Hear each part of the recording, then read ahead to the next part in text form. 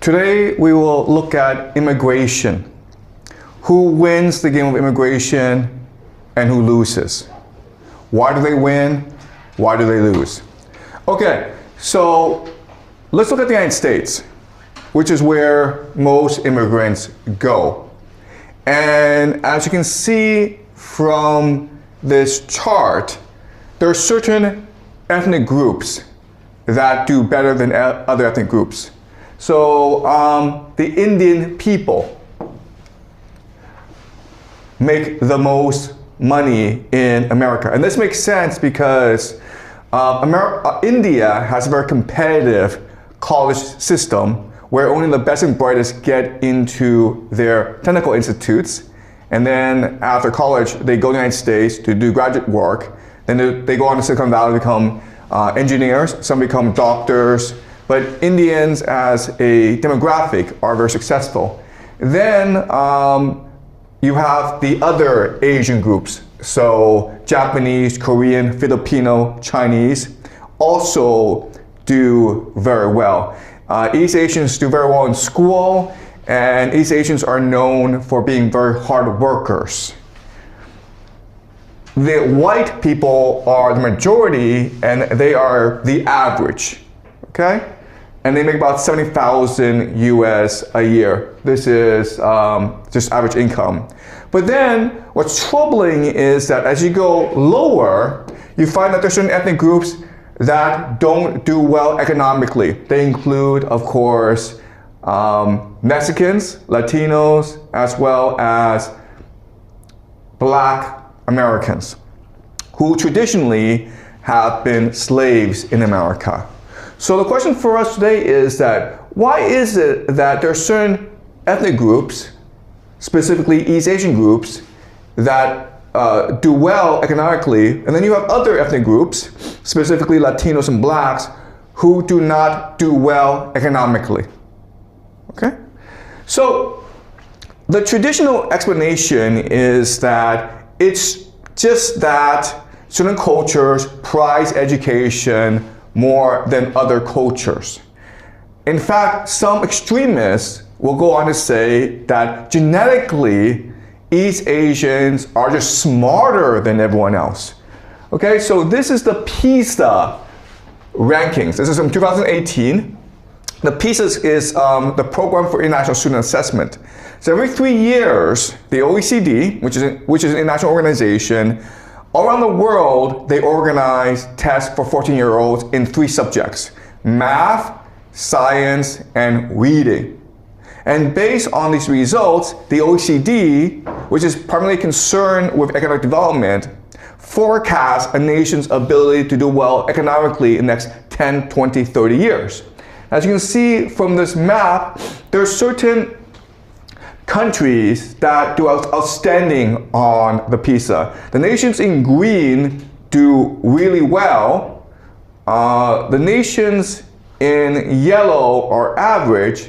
And then there are these red nations that are below average, meaning that they will suffer economically. Now, as you can see, the nations that do really well are actually based primarily in East Asia. And they are Japan, South Korea, Vietnam, China. That's why a lot of people believe that in the future, East Asia will come to dominate the world economically. In fact, there are many who believe that already East Asia dominates the world economically, especially China. Then you have these other nations in red that will suffer economically. You have Latin and South America, who traditionally have not done very well on the PISA. You also have Africa and the Middle East that suffers on the PISA. And then you have Indonesia, Malaysia, these countries that don't do well on the PISA. The nations in gray, by the way, are nations that don't have the development in order to actually have students take tests. Okay, they don't have the infrastructure, the logistics to actually have students take tests. And so what you can see about the nations in red is, first of all, they're primarily based in a region, okay, Latin and South America, but also you can actually group them also by religion, okay? Islam, okay? Muslims don't do well on the PISA, and that's why there's great fear that Islamic countries will fall behind economically. Also, another concern is immigration. So what's been happening is that immigrants from Latin and South America have been moving to the United States, and Islamic nations, their people have been moving to Europe, okay? Now, a lot of this immigration is driven by war. So nations like Libya, Syria, Afghanistan, Iraq have seen themselves destroyed because of America's war on terror, forcing millions of refugees to seek better opportunities in Europe, okay? And so this is causing a lot of conflict because on one hand, these immigrants don't do well economically. On the other hand, they're moving to these very wealthy nations, and that's causing a lot of conflict. So what's driving this conflict? Okay, so again, from the PISA rankings, it seems as though East Asians will come to dominate the world. The problem is that when you actually look at American society and you look at who succeeds, it turns out East Asians don't do as well as you think they do well. If East Asians are the best students in school and they go on to the most prestigious colleges and they are the smartest with the highest IQ, you would think they would come to dominate American society. But that's not true, actually. So this is a chart of new CEOs. And what this means is that from about 2000, Americans, corporations, they tried their best to bring in more diversity into the corporate boardroom. Okay? Traditionally, CEOs of American corporations have been white, middle-aged, and men. So they're trying to diversify the leadership of American corporations. And it turns out that white women, okay, have done the best. White women have been the most successful in climbing the corporate ladder in America. What's interesting then is that Latino and African American men, okay, they do okay. Not great, but they do okay. And who is underperforming are East Asian men. Okay, you can see this from this map, where the growth in East Asian men, it's pretty steady. Now, there are different reasons for this. Okay, one reason is just that there's something called DEI in America, diversity, equity, inclusion. And the idea of DEI is to redress historical wrongs. And one historical wrong is the fact that women, minorities have been discriminated against in American society, and therefore they should be given better opportunities, more opportunities to succeed. Okay, so you can argue that because of DEI, East Asian men have been discriminated against because historically people believe that East Asian men have not been discriminated against, even though that's not correct. Okay, so you can argue it's really DEI. But another way of understanding this is to figure out who succeeds in corporate America. And the answer is, if you look at the qualities of successful CEOs, well, first of all, they tend to be aggressive, okay, or assertive. Okay, another way of saying this is that they have high risk tolerance, or they take chances. Also, to navigate corporations, you need high EQ, okay, emotional intelligence, empathy, or collaboration skills. Okay? So these are the skills you need in order to do well in American corporations. And unfortunately, these certain skills, the the stereotype is that East Asian men don't actually have these skills. East Asian men tend to be much more individualistic. They tend to be more cautious, and they tend not to speak a lot, okay? So East Asian men are not known for being articulate, which is something that you need in order to do well in a corporate boardroom where there's a lot of debate, where there's a lot of argumentation, where you have to present your view, your opinion, very coherently, okay? So what's interesting is that the skills that you need to do well in the corporate boardroom, East Asian men don't have. And you can also argue that it's because East Asian men don't have these skills. They have other skills that allows them to do well in school. For example, East Asian men are more focused. They're more utilitarian. They're grade obsessed. They are more compliant, more obedient. Okay? They like listening to authority, and that's why they do well in school. But what this means ultimately is a situation in which even though East Asian men do well economically and they do well academically, their status, okay, status in America is not as great as their income would suggest. In fact, you could make the argument that East Asian men are among the groups that have the lowest status in America, which makes no sense. But again, unfortunately, the evidence bears this out, especially, okay, the dating market. Okay, so again, remember, what is it that men want to do? Well, they want to obtain status so that they can find the most attractive mate. Okay, so we're going to now look at statistics from dating websites. Okay, online dating websites. This is from OkCupid. Okay? OkCupid, which is one of the more popular dating websites in the United States. And so we have a lot of statistics about how people behave online. So look at this, guys. Okay, if you're an Asian female and an Asian man gets in touch with you, about 22% of these Asian females will respond to an inquiry, a first message, if the person is an Asian man. But what's interesting is that if it's from a white guy, then there's more interest, 29%. That's a pretty significant difference, okay? So this is just a first reply. Now what's interesting is that if you're an Asian male, okay,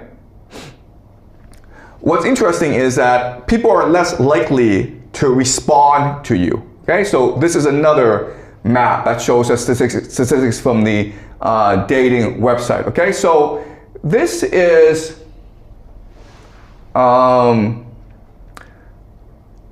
white woman. Okay, let's look at white woman and how interested they are in other ethnicities. If you are white, okay, Caucasian, they're very interested. In fact, they're the most interested. If you're black, they're not as interested, okay? If you're Hispanic, they're not interested. But look at this. If you're Asian, they are least interested, okay? That's interesting. But look at this.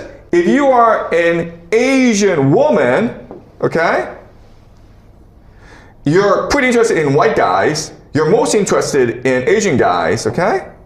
And you're similarly interested in black and Hispanic guys. So it seems that in the dating market, one group that is most discriminated against are East Asian men, okay? Another group that's also discriminated against heavily are black women, okay? All right. Okay, so if you look at marriage patterns, there's also discrimination against East Asian men, okay? So 20% of East Asian women will marry white guys. Okay, so if you are an East Asian woman, you are attracted to white guys and you're attracted to East Asian guys primarily. But if you are an East Asian man, okay, all right, here, you're not that attractive to white women, okay? So 20% of East Asian women will marry a white person, but only 9% or 10% of Asian men will marry a white woman. So this leads to a disparity in the marriage market. And what this means is that for East Asian men under 25 years old, 75% are single, meaning they cannot find a date or a partner, okay? Okay, so this leads to a very, very stark conclusion for East Asian men. The reality is that if you're an East Asian man in America, people don't find you that attractive. Okay, so they did a lot of studies about the dating market in America, and the radical conclusion that they have is this, okay? A white woman, okay, is more attracted to a white man than an Asian man. And how do we know this statistically? If a white man makes $62,000 a year, for the Asian man to be as attractive to her, the Asian man needs to make $300,000 a year. That's a huge, huge difference. In other words, a white woman will be attracted to the average white guy, and she will only be interested in the highest earning Asian guys. Okay? But not only are they making a lot, but these Asian guys are actually at the top of their fields. Because $200,000 in America is actually a lot of money, okay? So you have to be a surgeon, you have to be a top lawyer, you have to be an entrepreneur in order to be attractive to just the average white woman, not even the most attractive white woman. So this is actually a pretty stark situation for Asian men. And so you have a really strange situation where Asian men, East Asian men, did everything right. They did exactly what they were supposed to do. They went to school, worked hard in school, got the best grades, then worked hard at their jobs and did very well in their jobs. But now two things have happened because they follow the rules, because they did everything right.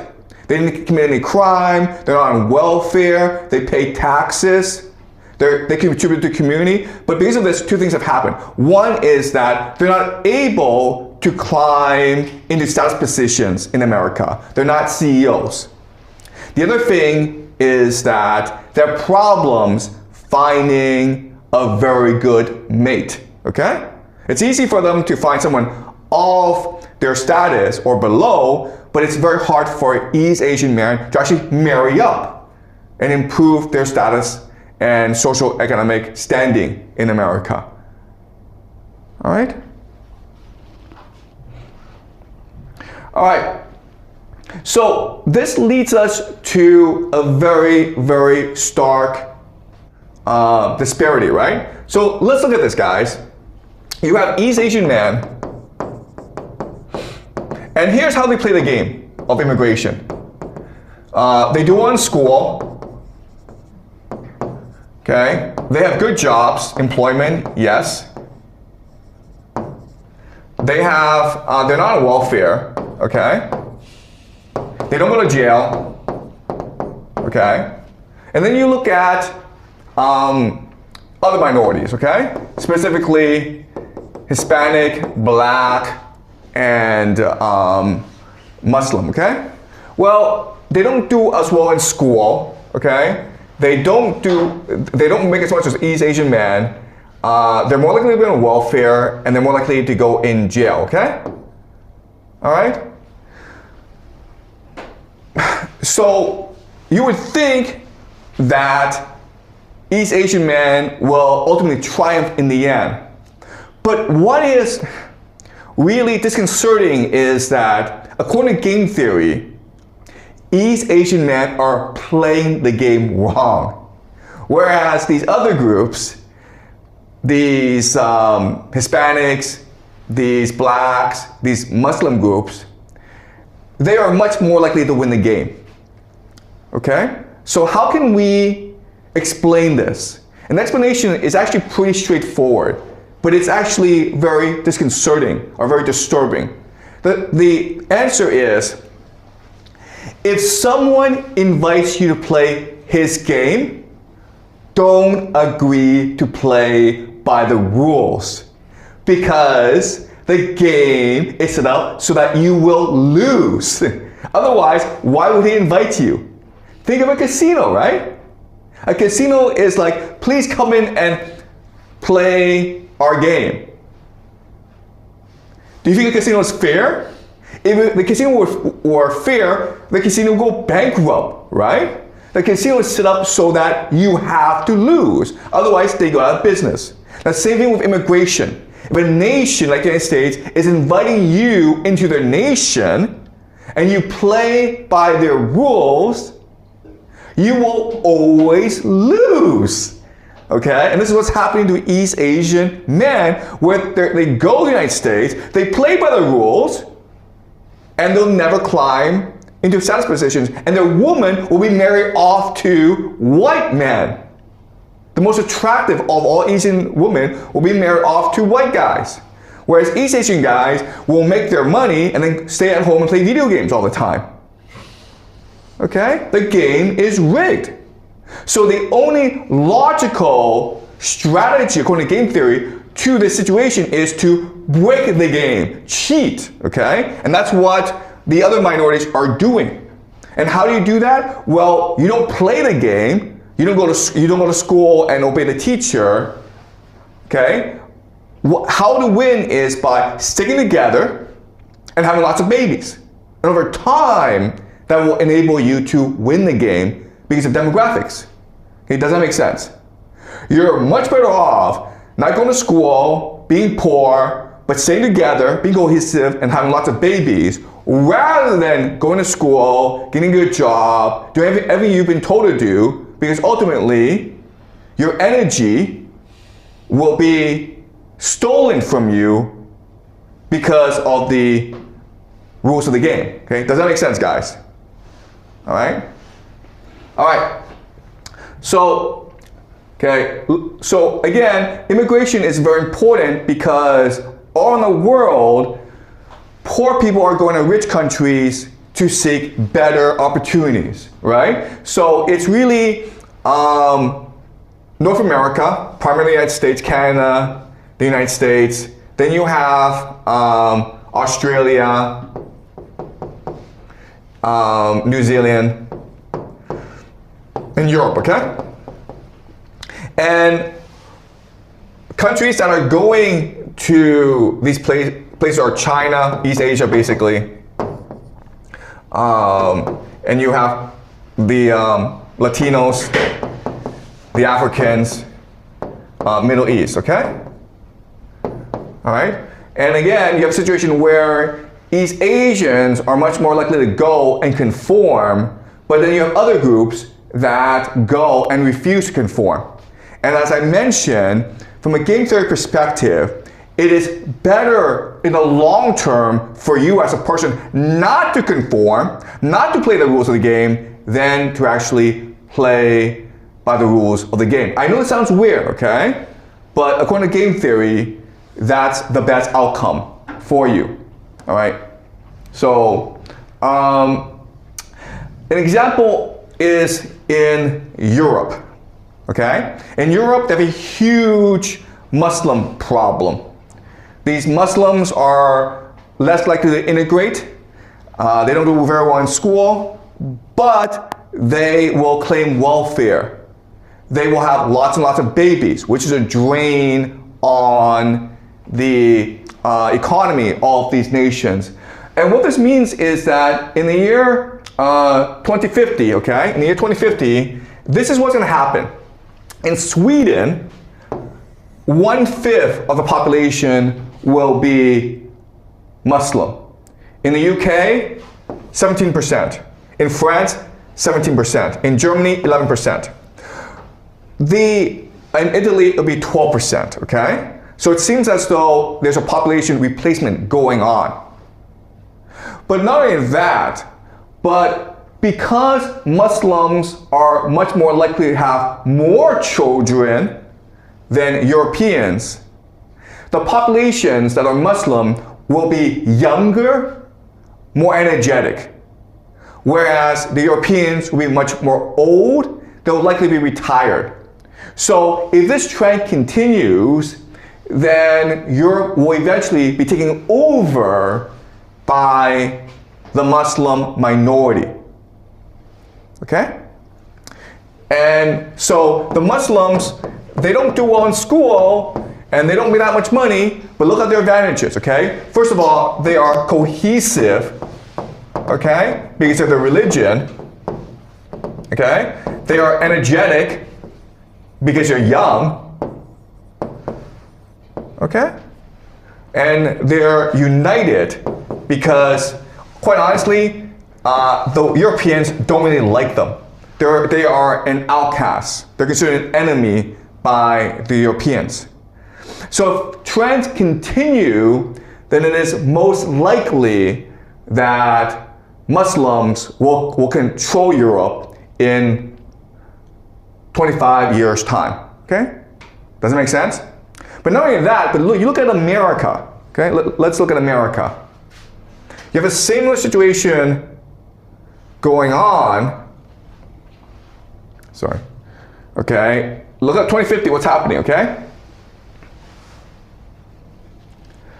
All right, so the white population is declining, okay? Right now it's a majority, but by 2050, it will no longer be the majority.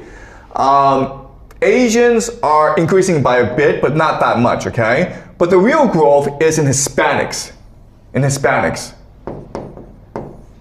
Okay, and not only are they growing in absolute numbers, but again, they are much more young, much more energetic group who are more likely to have children, okay? And they are united because they are Catholics. So they have a common religion, they have a common language, and they have very similar common cultural traits. So that's it. According to game theory, if you're an immigrant, your best strategy is not to do well in school, make a lot of money. That will get you nowhere. You're just playing by the rules of the game. Your best strategy is to stick together with your ethnic group, have lots of babies, maintain your religion, and over time, your children, your grandchildren will come to dominate the nation. Okay? Does that make sense, guys? Any questions before I move on? Okay. The problem with this is that there is no way that the majority, the white people, will just sit back and let this happen, okay? You're gonna have a lot of violence, a lot of conflict. Because from the white perspective, this is population replacement. Okay? If we just let demographic trends continue, if these outsiders just have a lot of kids and we don't have the kids, then eventually our culture will be destroyed. And they're right. Okay? Historically, they're right. And how do we know? Because let's talk about some history. All right? So last semester, we talked about the Proto-Indo-Europeans. Right? Okay? So this is Europe. This is Asia, Anatolia. Okay, so remember that after the Ice Age, hunter-gatherers spread around, okay? Okay, so you have hunter-gatherers, around. But then because as the earth was warming, this allowed for agriculture. And so a new group came into being that focused on agriculture, okay? These are the farmers. These are the farmers. And they arise primarily in Anatolia and the Levant and Mesopotamia because that was the warmest part of the globe that was most amenable to agriculture. But then, if you remember, there's always climate change. And because of climate change, they're now forced to migrate, okay? And a lot migrated to Europe. And when they went to Europe, they forced out the hunter-gatherer, okay? It was not violent because hunter-gatherers have very few people and they're allowed and they can move about, okay?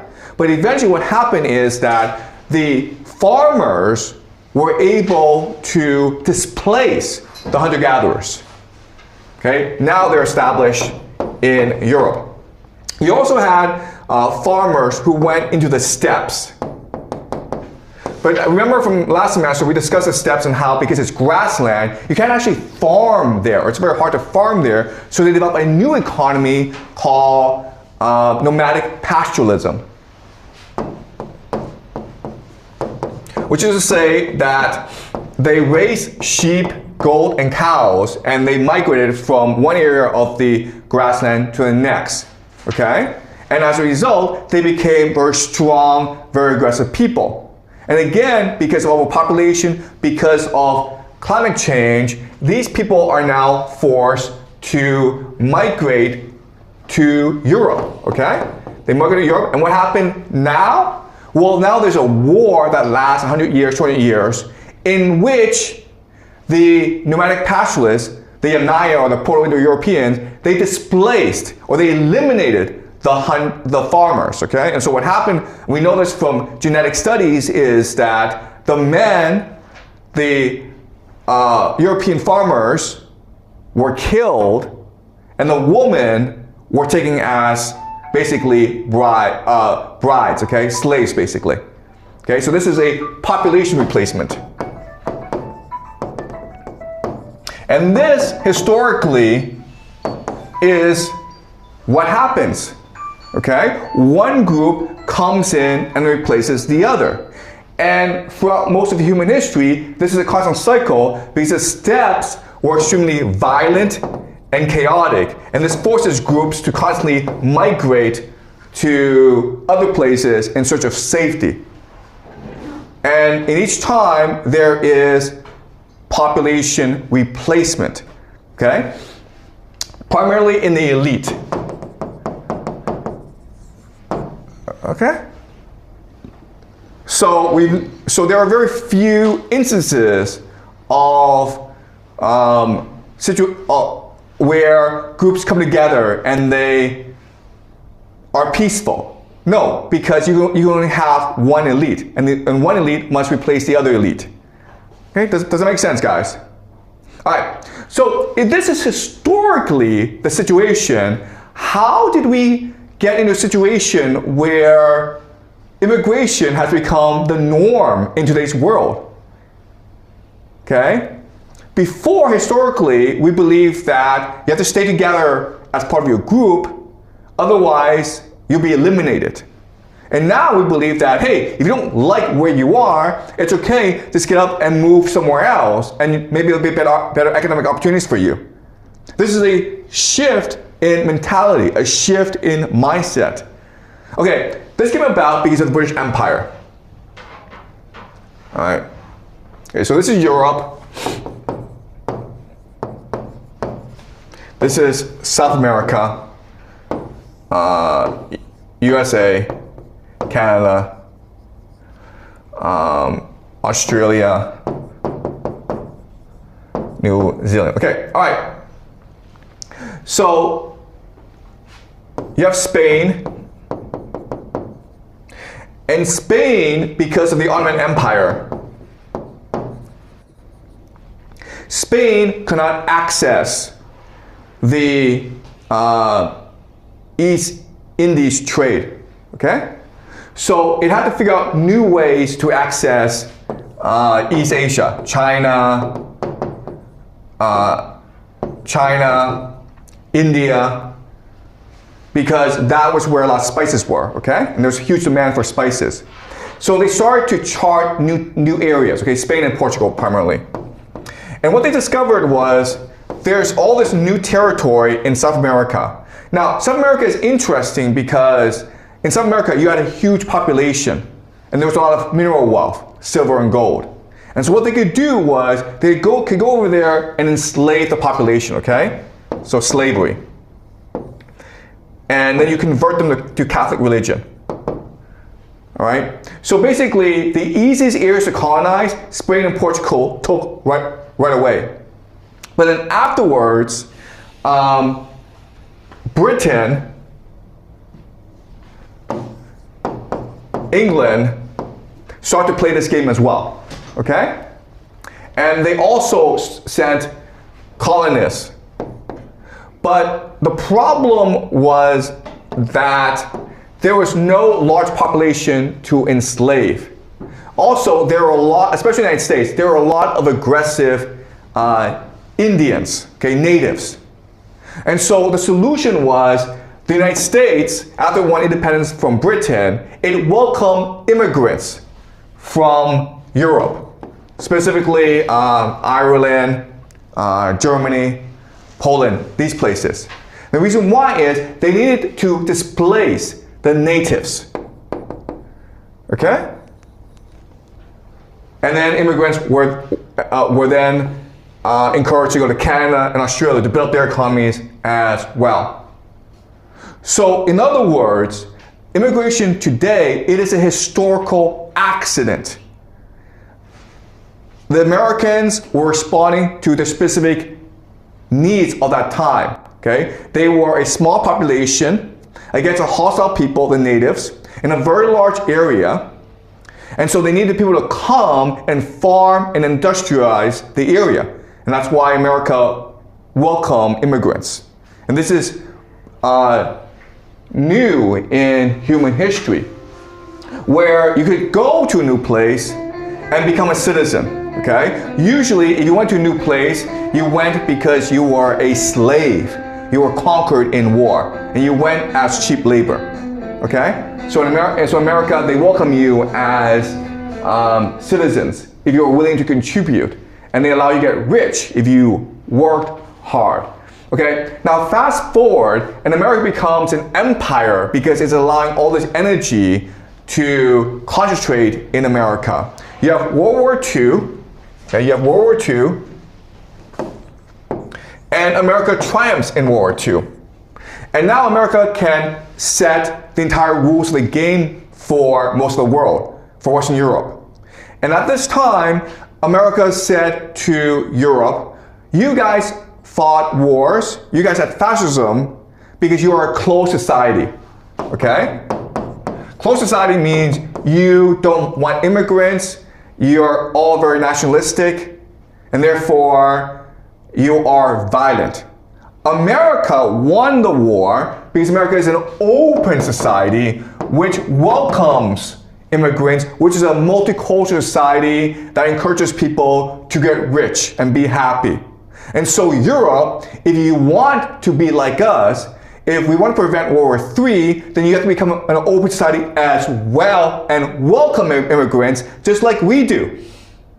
Okay? And that's why we have the situation where now Muslims are going to Europe and others are going to America. Okay? And what we need to recognize is that immigration, it's a new game developed because of certain historical circumstances, but it's not sustainable in the long term. And so the idea that you can just work hard in school, then go to America and become wealthy, that can't be true anymore. In the future, according to game theory, what's going to happen are these violent conflicts between different demographic groups because each group is trying to set the rules of the game. Because whoever sets the rules of the game will always win the game, meaning they have access to the best jobs, they have the high status, and they have access to the best looking woman, which is ultimately what every man is looking for, okay? Status, attractive woman, power, money. Okay. All right, does that make sense, guys? All right, any questions? Okay, ask one question, then we'll finish class.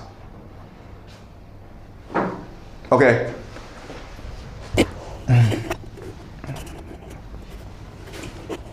Can we really do something about the current immigration, or we don't have any ability to change it? Okay, that's a great question, and I'm sure everyone's thinking of this question, which is like, what can we do about this situation?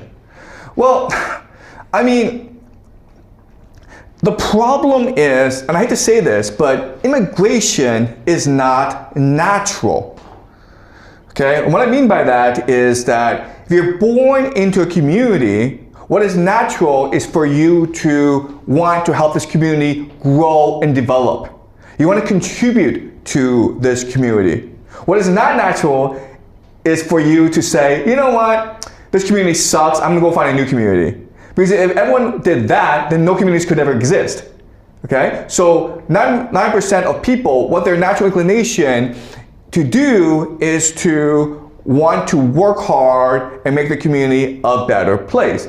And that's what everyone should be doing. You're always gonna have minority people, maybe 1%, 2%, who are sort of strange in that they're different ideas.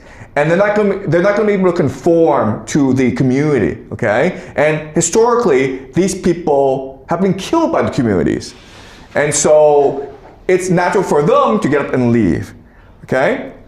So, but that's only a small group of people. So what is natural is for people to want to just stay where they are because they love their neighbors, because they love their family, and they want to help their community get stronger and stronger. And unfortunately, because of globalization, because of mass media, because of the internet, for whatever reason, young people believe that what's important is their own individual happiness, their own economic opportunity. So I'm gonna go wherever there's more economic opportunity. So, for example, Chinese students, the very best, are like, you know what, I'm probably gonna make more money in the United States, so I'm gonna work hard, then immigrate to the United States, and then start my own company, get rich, and all that. And you know, some people have been very successful doing that. But if you think about it, this is not good for China, right?